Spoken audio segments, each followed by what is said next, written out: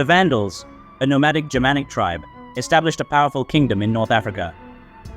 Despite their infamous reputation due to the sack of Rome in 455 CE, which gave rise to the term vandalism, they were more than mere looters and destroyers.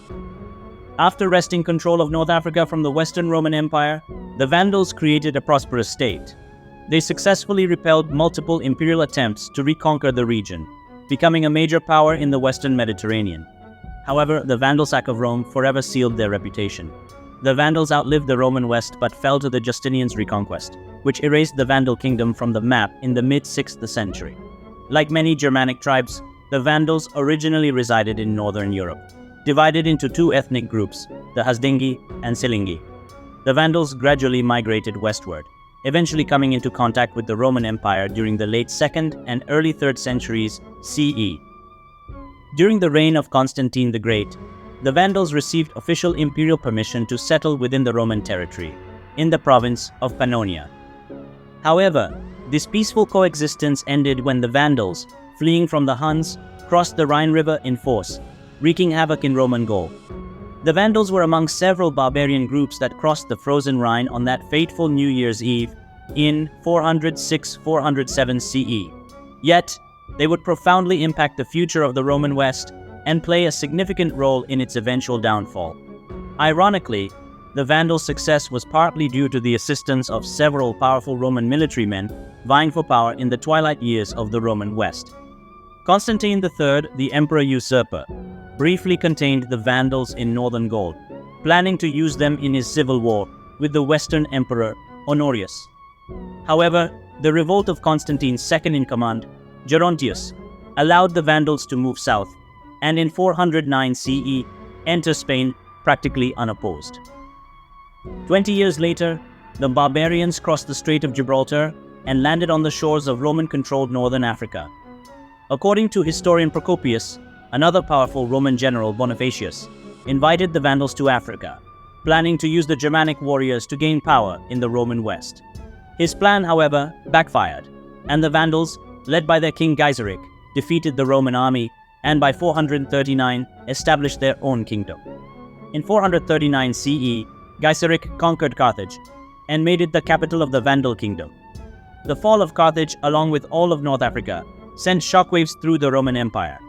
Suddenly, a powerful rival was in possession of a vast and super-rich territory, second only to Egypt as a breadbasket of the empire.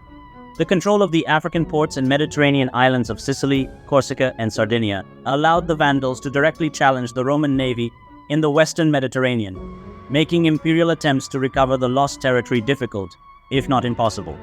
Without fertile lands and wealth of North Africa, the Western Roman Empire fell into decline, while the Vandals prospered. The Vandals blended local Roman political, economic, and social structures with their own, with a Germanic elite ruling with the help of a local Roman administration. They continued the Roman way of life, building opulent villas adorned with lavish mosaics and frescoes.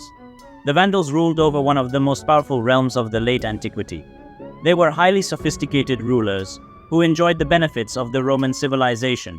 However, one pivotal event would forever change their perception in the annals of history and turn those Romanized barbarians into savages, with the Vandal name becoming a synonym for senseless destruction, the Sack of Rome, in 455 CE. Under Gaisaric's leadership, the Vandals entered the ancient city and plundered it for 2 weeks. While the event was less destructive than the earlier sack by the Visigoths, in 410, it tarnished the Vandal name for posterity. The term vandalism was coined in 1794 to describe the destruction of artwork during the French Revolution. The rest is history. The sack of Rome further destabilized the already weakened Western Roman Empire, which collapsed 2 decades later. However, the wealthy Vandal Kingdom remained the fixation of the emperors in Constantinople. All the Romans needed was a cause for an attack. Finally, in the 530s, Justinian got what he wanted when the Arian faction deposed King Hilderic, who was sympathetic to the Catholics. Seizing the opportunity, Justinian dispatched his general Belisarius at the head of a small expeditionary force. Belisarius landed in Africa in 533 CE and, in a lightning campaign, Vandalic War, defeated the Gelimer at Ad Decimum and took Carthage. Then, in 534, Belisarius dealt a decisive blow to the Vandal army at Battle of Tricamarum, with the last Vandal king surrendering to the Romans. The Vandals, who had ruled over North Africa and the Western Mediterranean for a century, were defeated, and North Africa was Roman once again. Hope you liked today's video. Subscribe to the channel and press the bell icon button to get timely notification of every new video.